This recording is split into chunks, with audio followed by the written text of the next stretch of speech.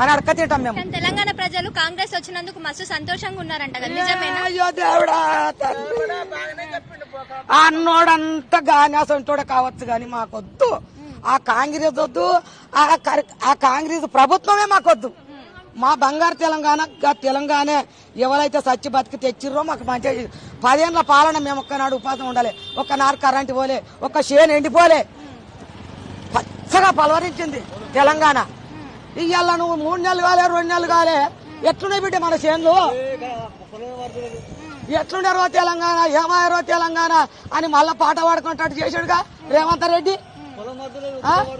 మేమంతా ఊళ్ళోమే బిడ్డ, మాది ఆలాద్రి జిల్లా మండలం రాజపేట.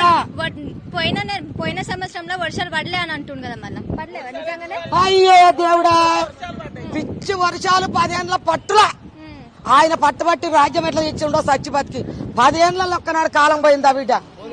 మంచి కాలం, మంచి నీళ్లు, మంచి చదవులు మంచిగా ఉన్నాయి, మా కూర్లు మంచిగా ఉన్నాయి, కరువు పని కష్టాలు అన్ని మంచిగా చేసుకున్నాం, బతికినాం బిడ్డ. ఇప్పుడు ఆ కరువుకులు దొరకలేదు, ఏ పని దొరుకుతుంది? నీళ్ళే లేవు, ఎండిపోతున్నాయి.